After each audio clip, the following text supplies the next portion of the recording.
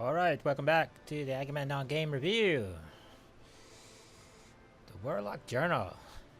Today's broadcast is being recorded on the 14th of September 2018. It's 12:06 a.m. Eastern Daylight Saving Time. The video itself was captured on the 5th of September 2018. This is part 2. What's going to be probably a 6 or 7 part series. Okay, we left off part 1 here at the top of the steps.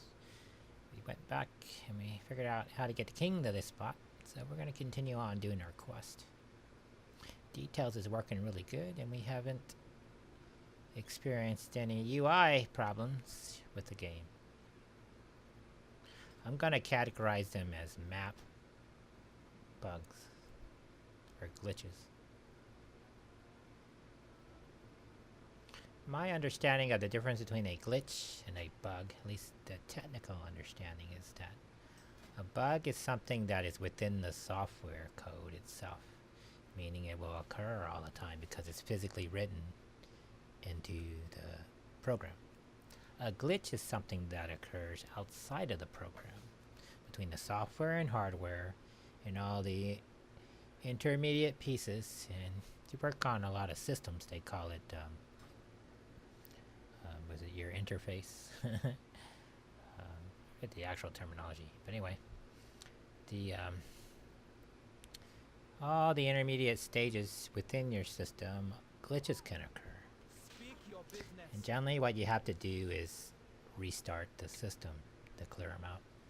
It's usually what clears out glitches. And on our end, the only thing, since we're the client, all that we can really do is shut down the client and then restart it in our own memory.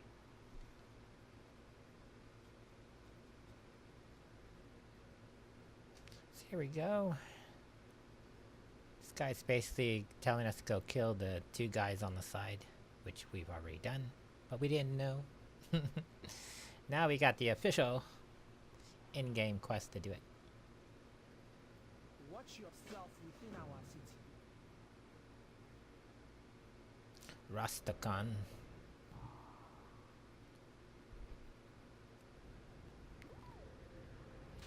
One thing that you do start picking up on from the story point of view is Rastakhan isn't a really smart guy when you start to think of it. He's kind of dumb. I know he's the king and he means well, but he keeps making one dumb decision after the other. And certainly not Sylvanas. She made a great decision. She burned that tree down. Yeah, that's right, I said it.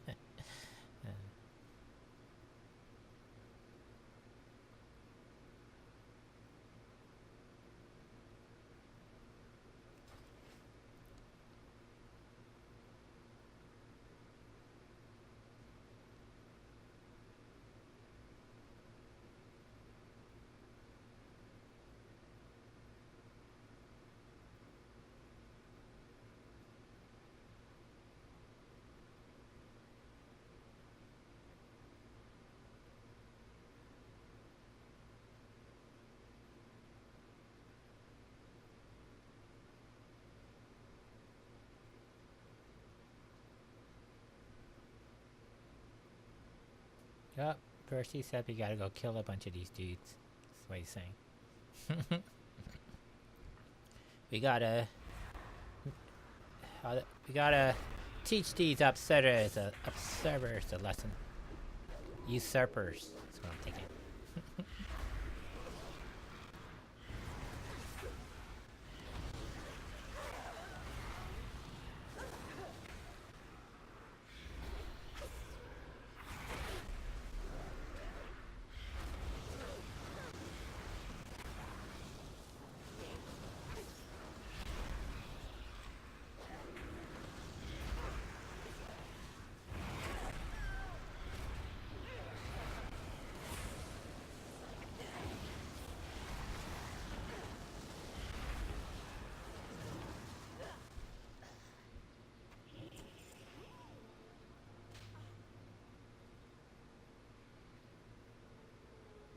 One thing that's taken me, or it took me a long time to learn in World of Warcraft, is that everybody in the game is a crowd controller.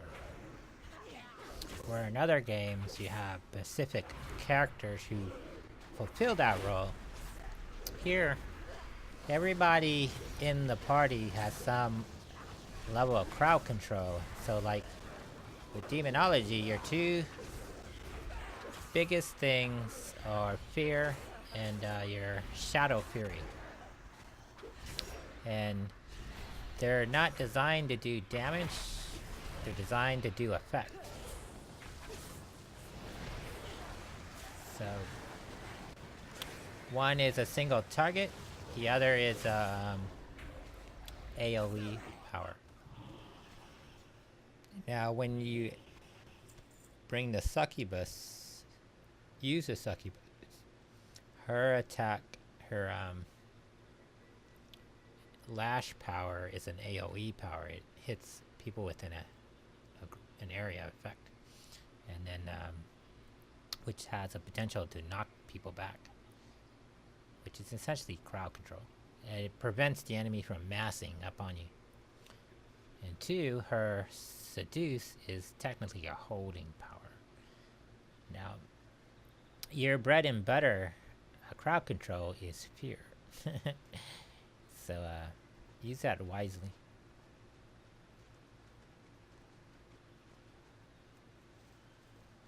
One thing that I try to do, or I'm trying to do as I'm moving closer to working with other people in dungeons and raids, is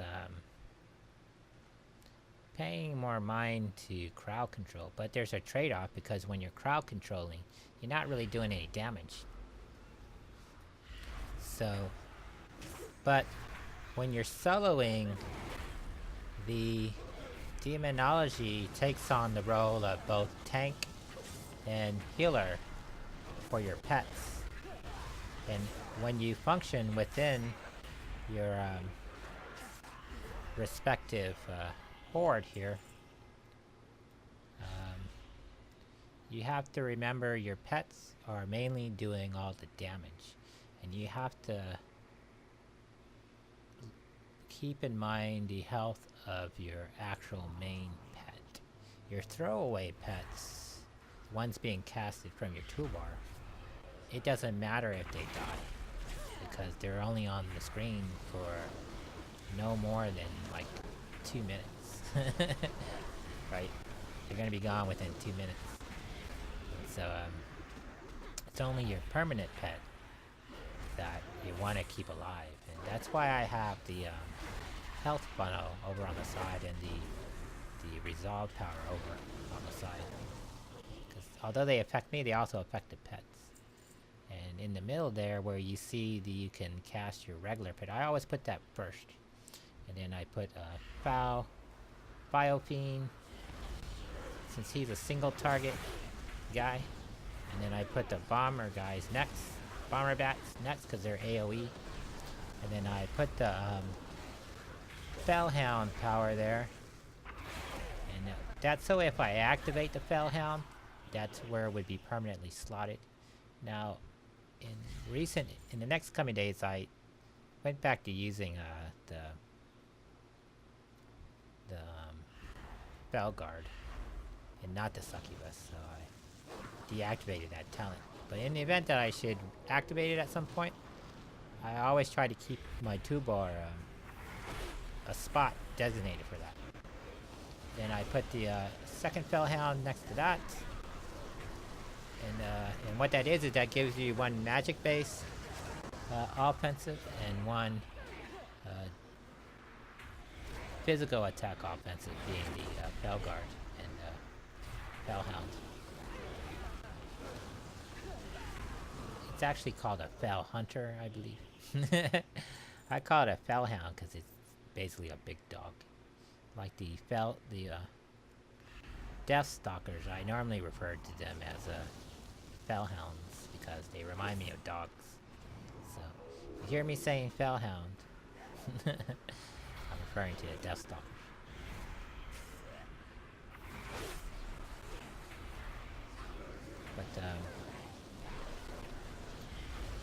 But Then I put Tyrant. He's really a damage booster. Although he does do attacks, he's really boosts your damage by 15%. Then I do the Nether Portal, and then I put the Observer since he's a magic. He's more geared for magic. He's a special purpose type of guy. And then the last is the Fell Lord, and he's specifically there if a rogue should jump out at me or invisible guy should leap out at me. I then cast that. And the strategy is like your demonologist is always fighting from a defensive formation. Tactically, you're tactically always geared to fight defensively. You're not really there to fight offensively or you'll die. And that's because you're relying on your horde to do all the damage. You're basically the officer. And you're giving orders to other people to carry it out. And you gotta stay alive.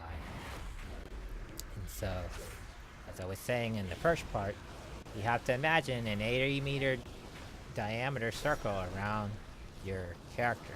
And you gotta control that space around that character. And how you know that is your tab. When you tab target, it prioritizes the targets nearest you and all the way out. So if they're out of your targeting range, that's beyond 40 meters. Now your shadow bolts can hit people from 40 meters out, but I normally don't use shadow bolt for that. I normally use Doom for that. Doom is both your taunt and your under 30% health damage. Now it's not stated as that, and what that means is when you cast Doom, the actual damage that it does doesn't take effect until 30 seconds later. Why that is because you're a damage dealer, you're going to be attacking the creature, and once they get down, in that last 30 seconds, you just have to get them down to 30% health, and then that's when the Doom will kick in. So your 30% health is basically based on time. And what you do is you tab target all the people in your little area of influence, you cast Doom on them. And then one by one, they'll start going off. And Doom works in a way that as long as that amount of time went by, they're still affected. They'll still take the damage. But it's done on the tail end of the power. Whereas Hand of Gul'dan, the initial alpha damage is done at the beginning of the attack. Which is why you always start with Doom. Doom is your most important power, and its main purpose is to taunt people. So, like the other Warlocks, where you're multi-targeting ads and so forth, you're controlling that 80-meter space around you. And that means you have, if your guy's in the center, you have a 40-meter radial measurement. Radius. Radii is plural, but radius and radii, it's an 80-meter diameter circle. And if you don't know what radius and diameter mean, you should refresh your basic geometry terms. There we go. We made usurpers pay for their crimes. And free help Rastakhan. This is the part of the story where you start realizing Loa are limited. Now, if you're playing through this story and you don't really understand Loas and old gods and new gods, you should really read the book Chronicles Volume 1, because a lot of that is explained in the introductory chapter of the cosmology. And if you look at the illustration, the undead, which the Forsaken are in the same line as the old gods, the Titans, the Wild Gods, the Naru, and the Burning Legion. Like the Naru can be killed, so can the old gods. They're not invincible. They're just hard to kill.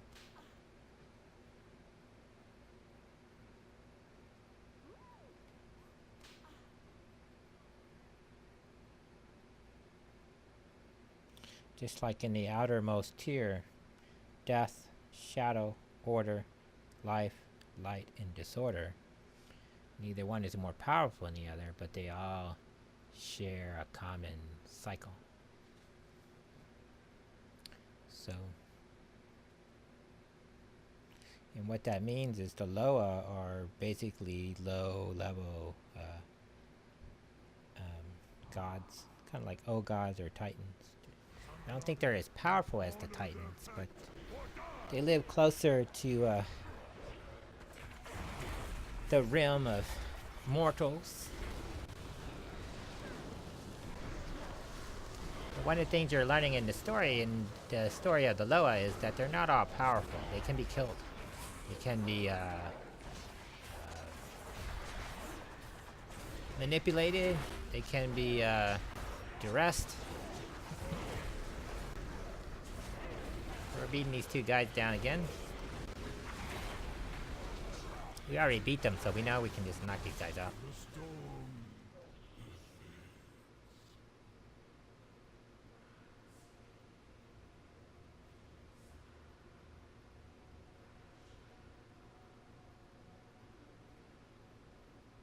I like the succubus setup because if she is invisible to other people, then it's just nice to have them pop out. Because I think it would cause with that stoop effect or whatever, where that person, they don't know if your pet is there or not until the last minute when they attack. And she's technically a rogue too, so her powers rely on rage. So she can do some serious damage. But she's kind of like paper thin.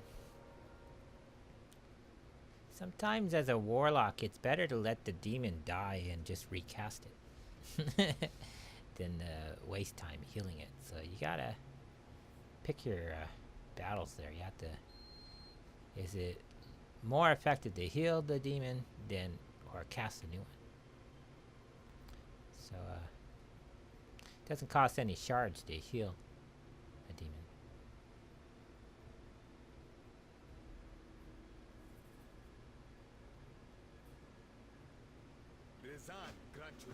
I was watching Hazel Nutty Games guide on Warfronts, and I think she put together one of the best comprehensive guides of how the cycles work. And I think after listening her explain how the cycles work, because it's an entire month that the cycle goes,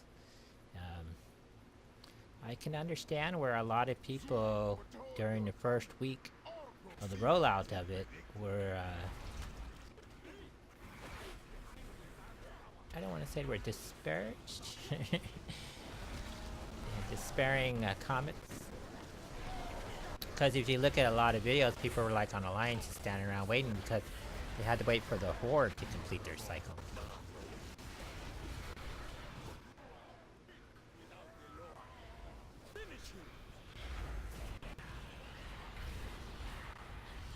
And I think once people have gone through it 3 or 4 cycles and understand it, the experience will be better. Then they'll understand why the gear is the way it is. They said the recent patch limited the gotta have an eye level of 320 minimum now. Didn't have a minimum before, but how do you get to a level of 320 if you haven't done Warfronts yet? So I just gotta go do some battlegrounds and get my eye level up? What? Because that equipment doesn't drop in regular Quest. I think the biggest gear you can get in Quest are like blue. Right? Blue quality gear.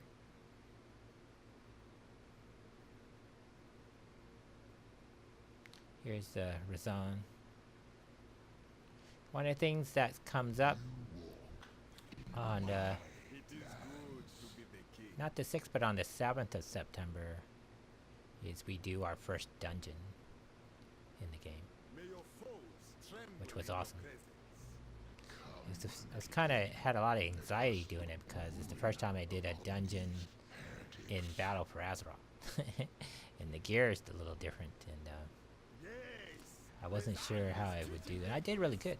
So I came away from the first dungeon with great experience, and so I'm hoping that carries on through to Battlegrounds, Warfronts, and Island Expeditions.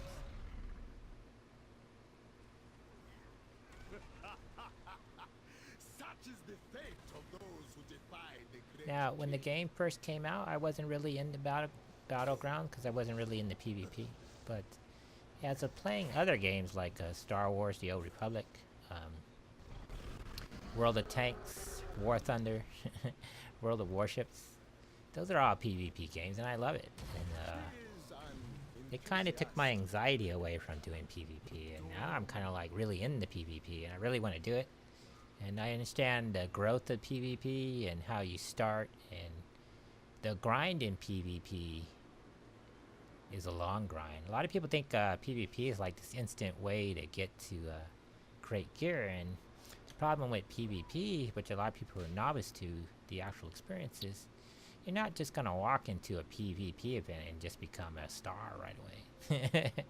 Even if you have high-end gear.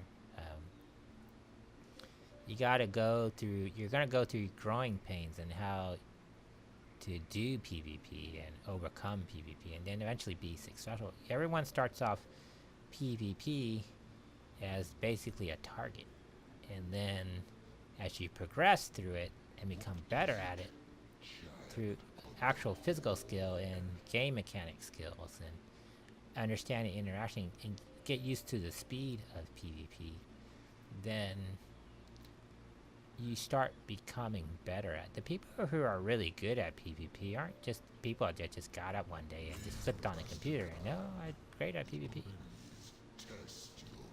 They people who spend a lot of time studying it, a lot of time practicing it, and their work has paid off, and it's a lot of fun.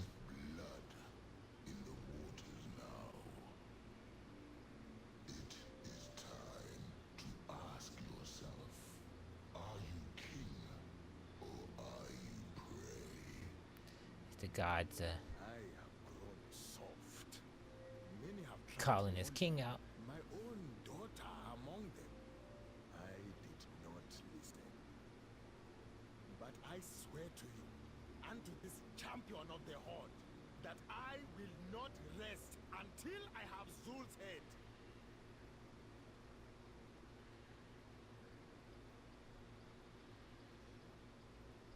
Welcome to Zuldazar.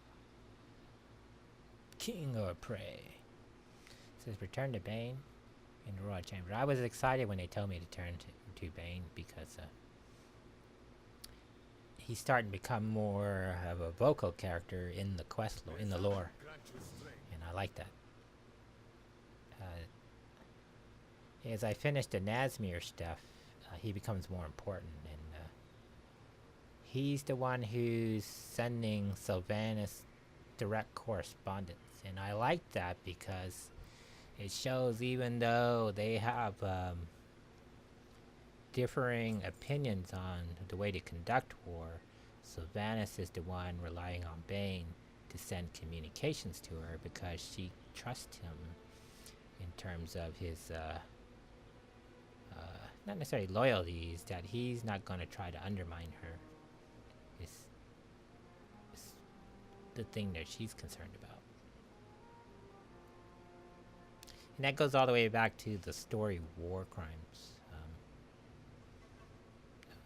and even before that. But I think if done right over the course of the next 3 years, they could really they wanted to lighten up Sylvanas. They could use a character like Bane to help her to grow as a character, to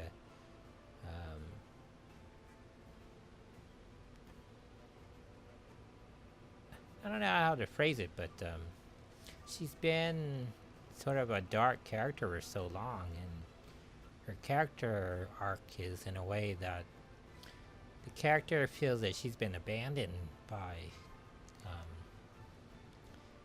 life and death, and family and peers, and she was abandoned by the Alliance, abandoned by the humans, and then the elves. That it's a sensitive topic for her. And then you see that in a Good War, where she wasn't really planning on burning that tree until the elf sort of taunted her, and then she didn't really consider the inspirational or aspirational aspect that that tree symbolized. And then in that moment she realized she had to act, and part of the pathology of that is she doesn't trust anybody. She doesn't have a connection with other people in the lore other than Athenos. Athenos is really the only character in the story that she has some connection with.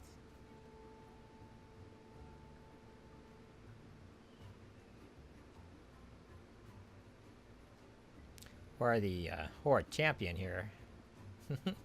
We're 100% dedicated to our Dark Lady. I'm surprised she hasn't burned the other world tree. I would have told her to burn the Nordersill down first, because it's only like right outside the gates of Orgrimmar. It's a little cheaper. But she felt denying the Alliance a crucial naval port was important to stop the flow of Azeroth. Apparently Azeroth isn't all that fantastic, because everywhere we walk around, it's just dropping around like left and right. It's out in the open.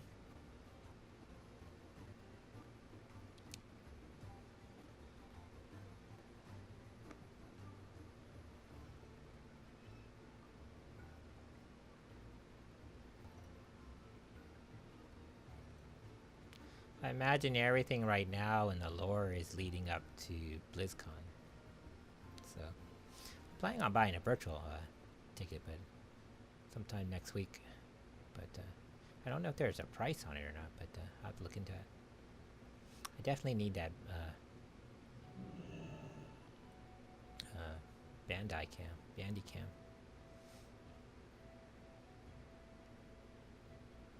So far in this part, the game DVR isn't really acting up. The audio seems okay.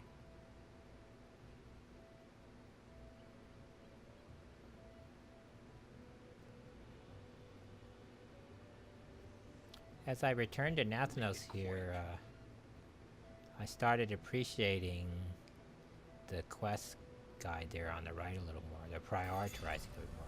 I'm glad I did everything in the order that the quest thing told me to do it. Because now he's going to send you off to do all the Kaltera stuff, and where you establish the little bases in all the 3 ports. And what it does is it explains all this other stuff with the war campaign and stuff. If you bother to read it, that is. But it explains it through dialogue, which is kind of cool.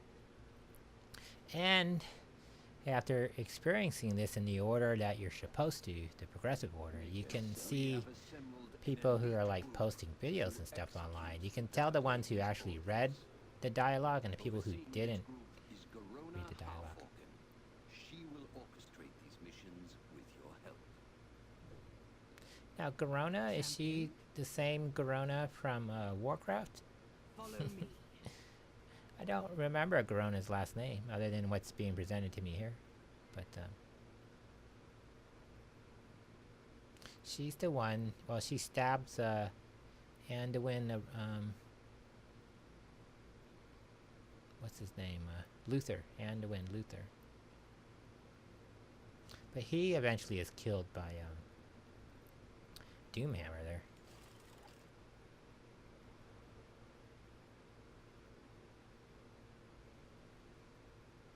My knives are ready.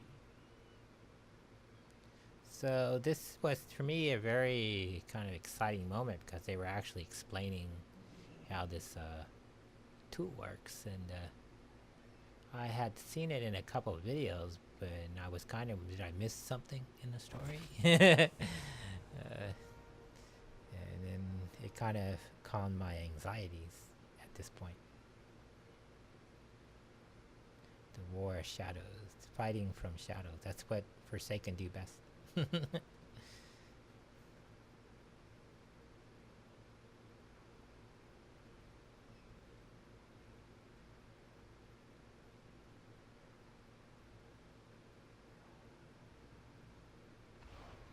Now, I haven't played through the Legion content yet, and I know through, We will finish this. I guess it started with Warlords of Draenor and Draenor, and Legion, where you had the Legion Hall and your little troop garrison stuff. I hadn't actually interacted with that, so I was at first wondering if this stuff was tied to that, and it turned out it wasn't. This is also the point in the story where I'm getting the three different gear: the headpiece, the chest piece, and the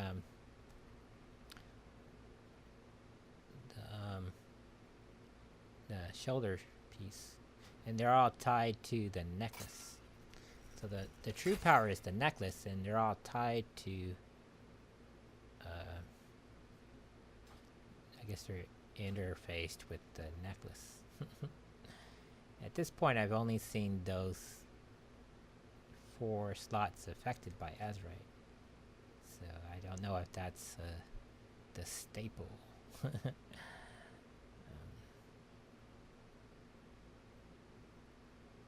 This was cool. Sent my people out.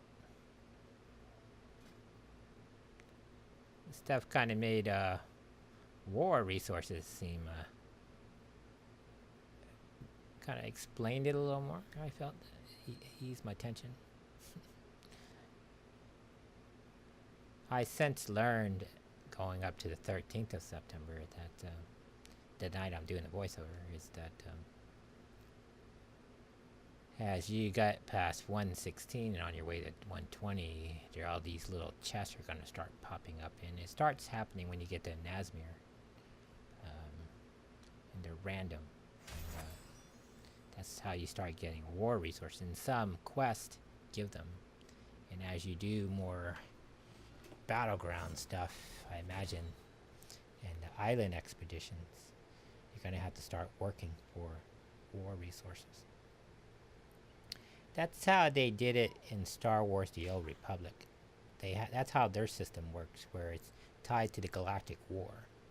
And in there, your war research, people control different planets.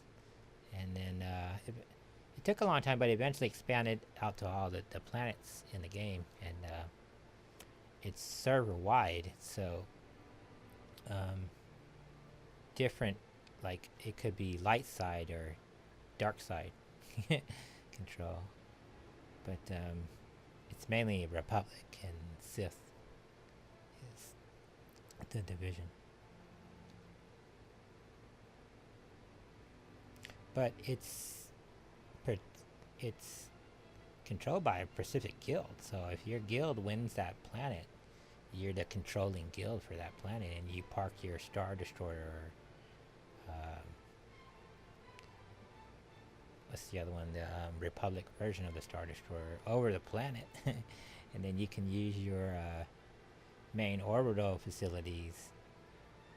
You get bonuses while you're on the ground. Some advantages.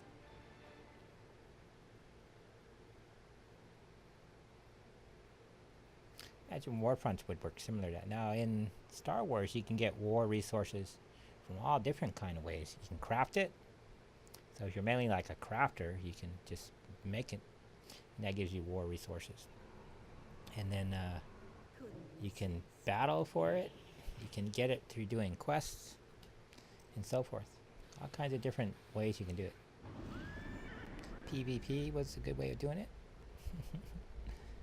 And all these games have been moving to kind of a seasonal PvP type of system. So that's something I've seen in a lot of games. But World of Warcraft and Star Wars are the only games where I ever seen the concept of war resources tied to their battleground systems. But in Star Wars, they don't call them battlegrounds, they call them operations.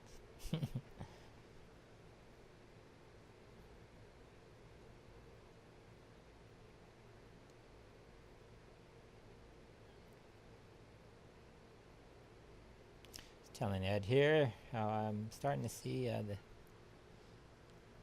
was introduced to this stuff and found it really fascinating. Really liking it. It really I want to say exciting. Just what's the right word?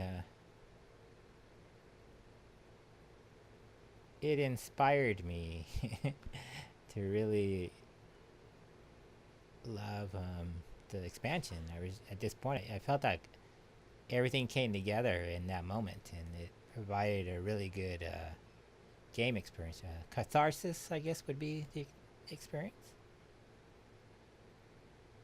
Mainly because I worked from the 13th of August to this point. I've been working really hard at it, and finally got something out of that. Reciprocating. What is it? So here they're going to send you off to Coteras.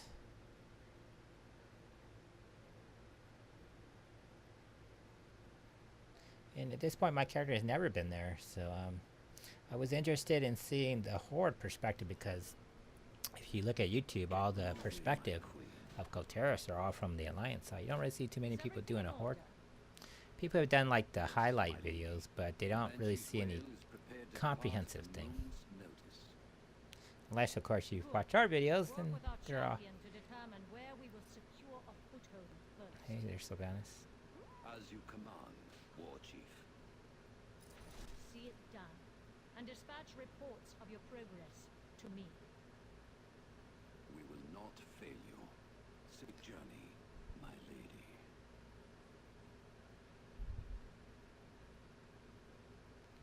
I'm always happy to meet Sylvanas in the story. I think she's awesome. I was happy when they made her War Chief.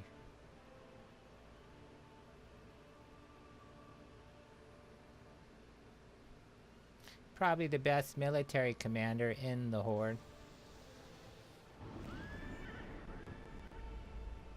For Bane, Bloodhoof, and Sourfangs. I don't want to say boasting, because Bane's not a boaster. He's just a guy, he says it like it is kind of guy, but he's still kind of a pacifist. Although he is a warrior. But he's a shaman, right? I mean,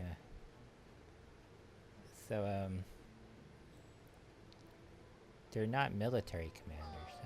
Sourfang is a military commander, but he's more of a foot soldier type military commander. He came up from like a foot soldier, grunt. He would be like a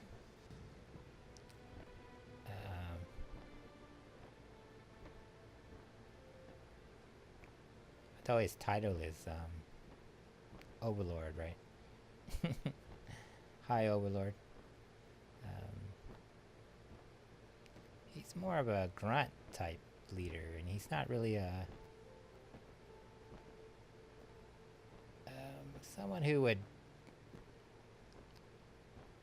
in putting together a comprehensive military campaign, I don't think he would be good in that role.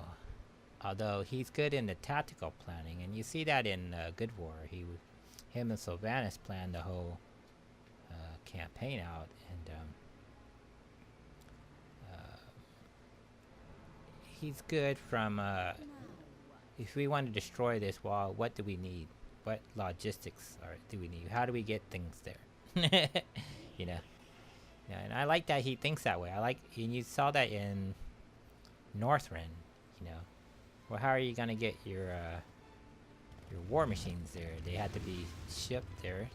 Someone has to assemble it, you know. And if they get destroyed, how do you replace that? You know, we can't take a fortress without a siege engine, right? You know, you can swing your axe all you want, but 20-foot thick walls aren't gonna just fall on their own. You know? So but he's not really at the level that Sylvanas is as a tactical planner. The larger war. And he would be limited. Not saying that he wouldn't be a good war chief, just that he's not really... He doesn't have the skills for that. And he even admits that in the story. So, before people start yelling, he would be awesome. He's not a political guy. Bane would be a horrible political leader because he can't lie. He's a horrible liar. And he would be easily manipulated by the Alliance.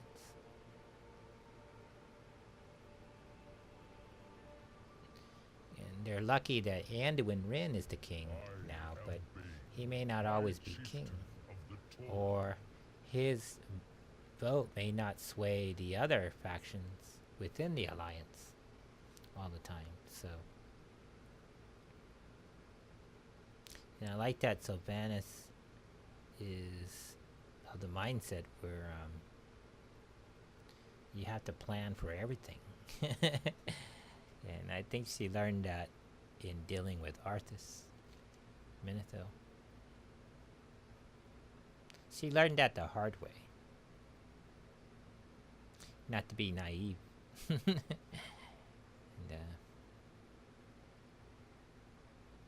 anytime you get to interact with her in the story, from a Forsaken point of view, it's just awesome.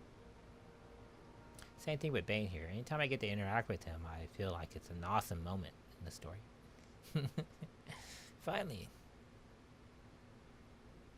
Now that we finished the Nazmir stuff, we're moving to the Sands area. He's becoming more important in the story.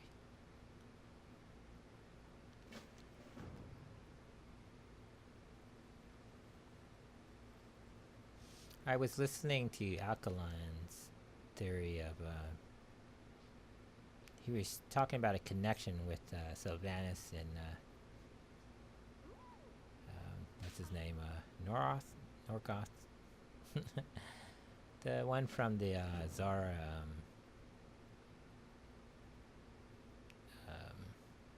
Warbringer thing.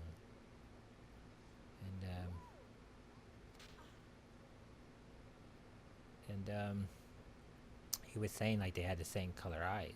You know, there has to be a connection. I don't know if there's necessarily a connection. I think Sylvanas is like a Shara in a lot of ways, where she's not going to be a slave to anybody. She's going to be queen, and that's how it's going to be. She's kind of like exactly like a Shara, but she's not power hungry. She's not blinded by power, and she's not a person who's trying to do what she's doing for power or wealth.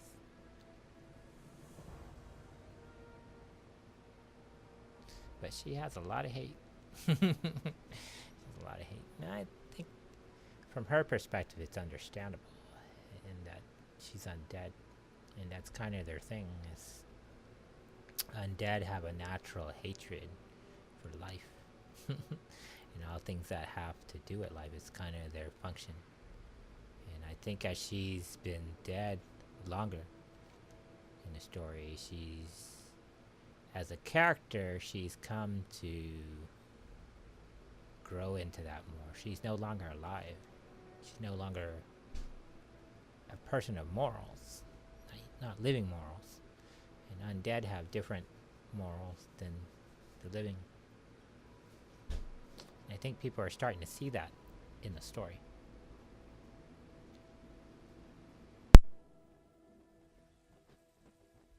Greetings. Right, we're coming up to the last 5 minutes of the part 2. We're moving on to part 3. A lot of significant story events happened in this part.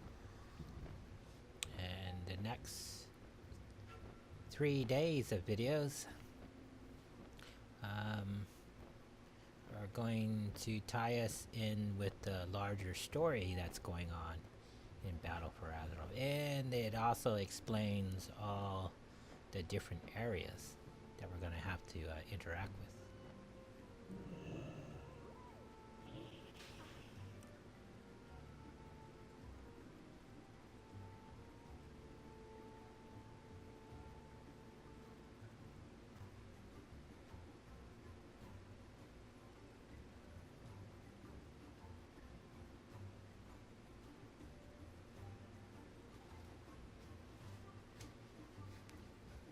So, I know we have to go do these,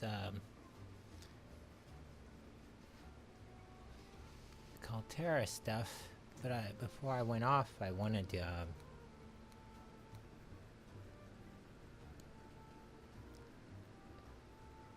sell some stuff first, or clear out my bags and stuff.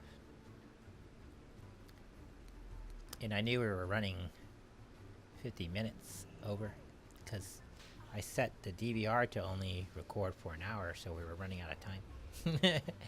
So, and I wanted to get that other stuff in a better block. Right, not the last 5 minutes of a video, but want to give it its due diligence of time, which will be in part 3 here. So, the last part here, we're just doing basic upkeeping.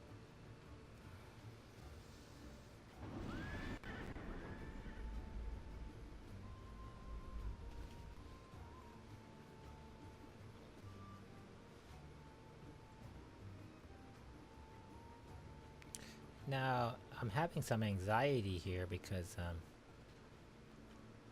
I don't know how extensive the story is in Calteris, and I don't want to take away from the story that's going on here, but it's the first one up in the order of the quests. See how the quests are lit up in order? It's the first one of the highest priority, which is how the Blizzard provided quest book works. It's the, they always put the highest priority quest first. Though you don't have to do it in that order, that's the order you should do it in. And you'll understand the story a lot better if you do that in that order. So here we go. Going to end up across the ocean.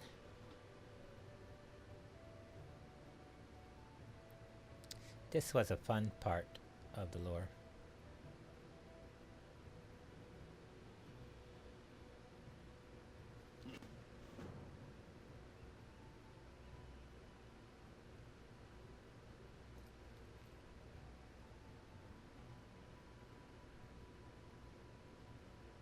Step right up, pal.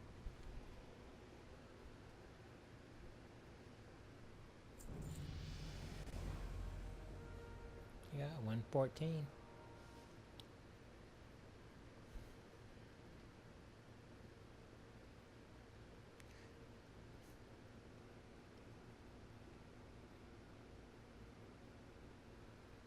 I went to Drustvar first.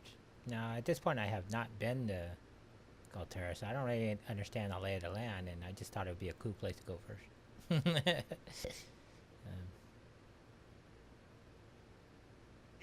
a card game to get back to. And we got to go with Galliwick, so that was really cool. It's weird how the Forsaken and the Goblins have kind of... I don't want to say they're like best friends or any, but of the other species, they work well together. Along with the trolls, for some reason, the Forsaken work well with the trolls and the goblins. It's just weird. It's profit-minded that the goblins are. Their stuff is useful, and they always show up with the right stuff at the right time. Whereas the trolls are very just interesting. I don't want to be a troll, but I think their stories are interesting from an outward perspective. And I said it before that it's weird that the trolls are kind of the centered species for the Horde. They're the centering faction within a faction. Oh, we'll pick it up in part 3.